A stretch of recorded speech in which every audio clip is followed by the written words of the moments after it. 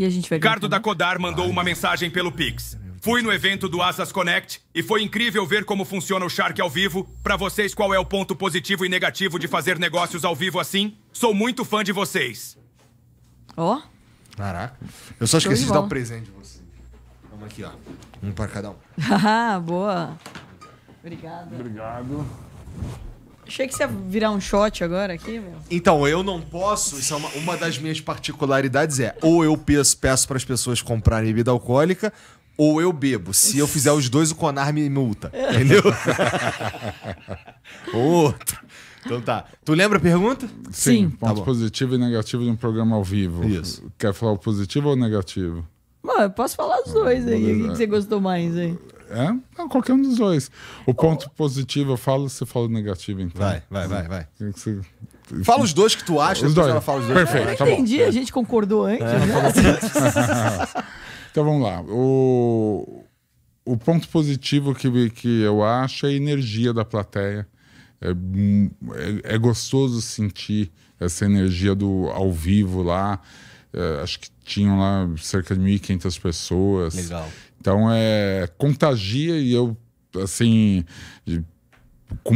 muitas vezes no palco, e a plateia faz toda a diferença, né? A energia da plateia contamina o palco, né? Contamina quem está falando, contamina quem está fazendo as coisas. Então, nesse sentido, é maravilhoso. A parte que não é tão legal de fazer o ao vivo é que, no caso específico lá, a gente teve problema de som. Então o Caíto falava na ponta oposta, eu não estava entendendo o que ele falava. Tinha pessoas na plateia que estavam falando que eu não conseguia entender também. Então teve um problema, acho que, de acústica lá, um pouco mal resolvido. E a troca de cenários, que é comum na gravação, no ao vivo quebra um pouco o pique do negócio, sabe? Porque você tá lá super quente no negócio, aí vai trocar o pitch, aí esfria tudo, aí fica, o pessoal entra para trocar cenário e tal, fica meio... Entendi, quebra o ritmo. Dá aquela quebrada, mas de resto eu adorei, como eu disse, eu adoro fazer o Shark Tank pela proposta do programa. Não tinha experiência ainda de fazer com plateia, adorei, espero fazer mais vezes com plateia. Maneiro. Eu acho que assim, do ponto da parte técnica, eu assim, ressalto que eu vi que foi bem bacana, assim, porque até... Pô, essa era a minha preocupação antes. Eu falei, cara, tanta gente, né, o som, etc. E foi muito melhor. Eu acho que a produção tava muito antenada. Acho que no começo a gente tinha essa dificuldade, mas conseguiu corrigir e tal. Que é um desafio, acho que para qualquer coisa, né? A tecnologia sempre vai ser um desafio, e ainda mais num programa, num palco tão grande, né? Tinha gente de pé para tudo que é canto e tal. E eu acho que, assim, até parabéns, eu acho que para toda a produção, porque, eu sei quanto é desafiador fazer alguma coisa e ainda fazer ao vivo com a plateia com uma expectativa lá em cima, porque tava todo mundo esperando por esse momento.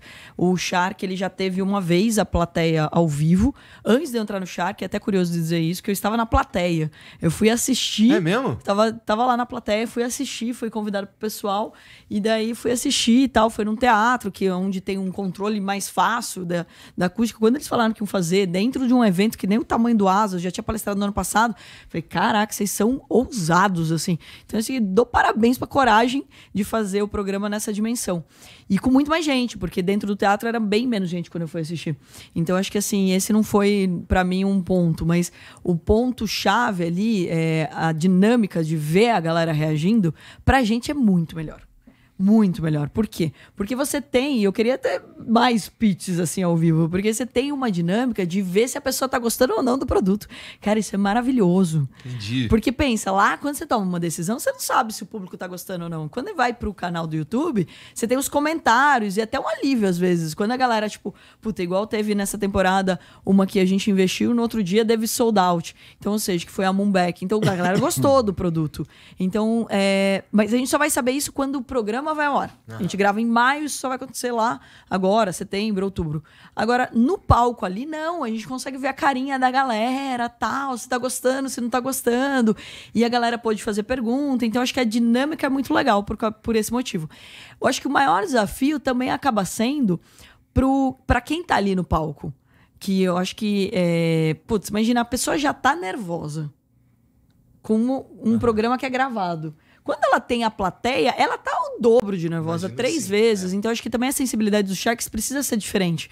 E daí, eu acho que a dinâmica foi muito legal também, porque eu acho que todos os Sharks pensaram nisso e deixaram os empreendedores um pouco mais confortáveis nessa relação. Até teve empreendedor que ficou confortável demais. Vocês vão ter que assistir aí. O cara falou assim, tipo, meteu uma na cabeça lá. Eu falei, caraca, meteu isso com milhares de pessoas aqui e na frente dos Sharks, ousado, assim. Tinha um risco até de não fechar um negócio. Então, acho que tem um risco maior para o empreendedor também. E para os Sharks, queira ou não, é obviamente um programa editado, a gente não tem nada ali com a edição, a gente não tem controle disso, é horrível também. Porque também eu entendo o lado da produção. Imagina 5 Sharks falando, olha, não gostei do que eu falei ali, edita. Corta essa parte, ou coloca aquela parte. Não ia sair nunca pronta essa edição. Cada um ia puxar a sardinha para o seu lado. Então, a gente não tem acesso, a gente assiste o pitch, né? A gente assiste o programa junto com vocês. Então, quando ele vai ao ar, que a gente assiste. E daí é legal de dizer que ali, né, a gente não tem essa chance, porque beleza, vai editar para ir no programa, mas ali tá todo mundo assistindo. Então fale uma besteira para você ver se você não vai ser vaiado ou pelo contrário, se você não vai ter uma outra tipo de discussão. Então acho que assim, é um desafio maior, digamos assim. Eu acho que é um ponto interessante. Então, vamos lá. E o ego de vocês com esse programa, cara? Porque CEO já tem um ego foda, né? É verdade, não é, Sergião? Fala a verdade, porra. CEO é foda. Executivo, de uma forma geral, tem um ego, pá. Quando você vai parar num programa como esse, que você tá numa posição, não só uma posição de destaque no programa, pra você ser um Shark, você é reconhecidamente alguém de sucesso, não é? Então, meu irmão, se tu não segura a onda, o ego se sobrepõe ali, a ponto de a chance de vocês se tornarem, com perdão da palavra, uns babaca é enorme. Sempre tem. Sempre tem, não é? Mas tem coisas que ajudam bastante. Tipo, Outro dia eu tava num evento e aí eu saí do evento e comecei a olhar o celular. Eu tava no hall do evento e comecei a olhar o celular. E, obviamente, depois do Shark, você fica mais conhecido e quando você vai em eventos é muito normal as pessoas pedindo para tirar foto com você. Sim. E que eu tiro com o maior prazer. E aí eu tava lá de saída no celular e chegou um cara para mim, assim, falou assim, você se importa em tirar uma foto? Eu, claro que não, eu já fui me preparando. Aí ele pegou, me deu o celular, abraçou outro cara e pediu para eu bater a foto. Toma. Essas coisas são legais pra gente ter humildade. aterrissar. Isso. Mas acho que você colocou num ponto que é verdadeiro, só que de forma parcial. Vai. CEO ou Shark ou qualquer coisa que seja, eu acho que o poder, o dinheiro, de certa maneira, amplifica o caráter. Tá. Uhum. Seja para qual direção for. Tem cara que não é CEO, que não tem muito dinheiro, mas o cara já tem uma postura babaca na vida. Uma postura assim de achar que é melhor que o outro, achar que quando ele está num restaurante, porque ele está pagando a conta, ele pode maltratar o garçom. Eu acho isso uma babaquice, tá certo? Ou o cara que vai numa loja porque está comprando, acho que pode maltratar atendente, que não reconhece o ser humano no outro, que acha que o problema é cargo, que o problema é dinheiro. E essa pessoa ela pode estar em qualquer nível de escala. Só que se essa pessoa ela começa a crescer profissionalmente, ela vai amplificar isso. Sim. E ela vai se tornar o CEO o mais arrogante possível. E se for Shark, então piorou. Agora, quando os valores na vida são outros, e eu volto a dizer aqui, pelo menos a minha referência é... eu fui fazer animação de festas infantis, eu ia de ônibus fazer as animações. Eu já passei por umas situações complicadas. Já... Assim, eu lembro de uma das cenas, eu estava como apresentador e a festa tinha um palhaço, e o aniversariante, acho que estava fazendo 5 ou 6 anos de idade, era em São Bernardo do Campo, e o moleque não parava de dar pontapé na canela do palhaço. Que vacilo. E o palhaço tava puto da vida, que não aguentava mais tomar pontapé. Aí ele chegou no meu ouvido e falou assim: pô, conversa com o fulano, porque eu não aguento mais tomar pontapé dele, tá doendo. Eu falei, não, beleza. Aí eu fui lá com toda a psicologia do mundo, baixei para ficar na altura dele. Falei, ô, fulano, deixa eu te falar uma coisa. O palhaço, ele também sente dor, não sei o quê. Sei lá, falei qualquer coisa fofa lá, tranquilo. Ele pegou, olhou assim para mim, eu tava na altura dele, e me enfiou um tapa na minha cara. Pá! Moleque de 5. Falou, eu tô pagando a festa, eu faço o que eu quiser. Nossa. E eu devia ter uns 19, 20 anos. Eu fiquei sem reação. Assim, o que você faz numa situação dessa? Então, aí imagina esse menino se ele virou CEO. Tá certo? O menino que com 5 anos pensa que a vida é desse jeito. Evidentemente que pro menino pensar assim, ele tem pais, que provavelmente ele está inspirado nos pais dele. Então, o que eu quero te dizer é que eu acho que poder, dinheiro não mudam as pessoas. Acho que o que elas fazem, elas amplificam o que as pessoas são para um lado ou para o outro.